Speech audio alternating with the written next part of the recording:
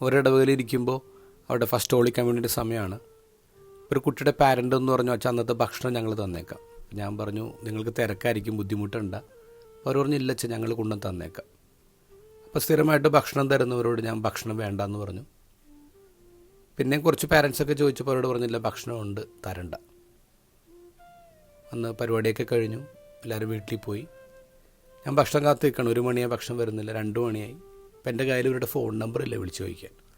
2:30 മണിയായപ്പോൾ എൻ്റെ പിടിവിട്ട് ഞാൻ പുറത്തു പോയി ഹോട്ടലിൽ പോയി ഭക്ഷണം കഴിച്ച് തിരിച്ചു വന്നു. എനിക്ക് ഇത്തിരി സങ്കടവും ദേഷ്യമൊക്കെ ഉണ്ടായിരുന്നു. തലേദിവസം ഒരുക്കത്തിന് വേണ്ടി ഉറക്കം നിന്നിട്ടുണ്ട്, അതുകൊണ്ട് നല്ല ടയേർഡായിരുന്നു. ഉറങ്ങാമെന്ന് കരുതി പോയി. കുറച്ച് കഴിഞ്ഞപ്പോൾ കോളിംഗ് ബെല്ല് നിർത്താതെ അടിക്കുകയാണ്. വന്ന് തുറന്ന് നോക്കിയപ്പോൾ ഭക്ഷണമായിട്ട് വന്നിരിക്കുകയാണ് അവർ. ഞാൻ അവരോട് എന്താണ് പറഞ്ഞതെന്നുള്ളത് നിങ്ങൾക്ക് ഊഹിക്കാമല്ലോ. ഇന്നത്തെ ഗോസ്പലിലൊരു വരി ഇങ്ങനെയാണ്: അവർക്ക് ഭക്ഷണം കഴിക്കാൻ പോലും സമയം കിട്ടിയില്ല. ശിഷ്യന്മാർക്ക് ഭക്ഷണം കഴിക്കാൻ പോലും സമയം കിട്ടിയില്ല. ഭക്ഷണം കഴിക്കാൻ പോലും സമയം കിട്ടിയില്ല എന്ന് പറയുമ്പോൾ ഭക്ഷണം ഉണ്ടായിട്ട് കഴിക്കാതിരുന്നല്ല അർത്ഥം. അവർക്ക് ഭക്ഷണമേ ഉണ്ടായിരുന്നില്ല.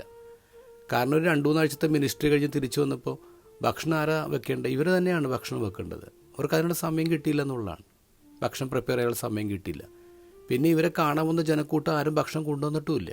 അവർക്ക് പോലും ഭക്ഷണം കൊടുത്തിട്ടില്ല. അപ്പോൾ ഇവർക്ക് ഭക്ഷണമില്ല. ഇന്നലൊരു സുഹൃത്ത് എന്നെ വിളിച്ചപ്പോൾ പറഞ്ഞു, നിങ്ങൾക്കൊക്കെ എന്ത് സുഖമാണ് അച്ഛാ, നിങ്ങൾക്ക് ഭക്ഷണം, യാത്ര, എല്ലാ സൗകര്യങ്ങളും ഉണ്ടല്ലോ, എന്താ ടെൻഷൻ? പുറമേ നിന്ന് നോക്കുന്ന ആൾക്കാർക്ക് അങ്ങനെയാണ്. വലിയ വലിയ ആഘോഷങ്ങളും ആരവങ്ങളൊക്കെ ഒഴിഞ്ഞു കഴിയുമ്പോൾ പള്ളിമേടയിൽ ഒരച്ഛൻ തനിച്ചാന്ന് മറന്നു പോവാണ്. പല അച്ഛന്മാരും ഭക്ഷണം സ്വന്തമായിട്ട് വെക്കാണ്. ഒറ്റയ്ക്കിരുന്ന് ഭക്ഷണം കഴിക്കുന്ന സങ്കടത്തെക്കുറിച്ച് ആലോചിച്ചിട്ടുണ്ടോ? എനിക്ക് പേഴ്സണലി ഒറ്റയ്ക്കിരുന്ന് ഭക്ഷണം കഴിക്കാൻ ഇഷ്ടമല്ല. അവരോടൊക്കെ മിണ്ടിയും പറഞ്ഞൊക്കെ ഇരിക്കണം. പല അച്ഛന്മാരും ഭക്ഷണം വയ്ക്കാറില്ല, അവർ സ്കിപ്പ് ചെയ്യും. കാരണം ഒറ്റയ്ക്കെന്തിനാണ് കഴിക്കുന്നത്?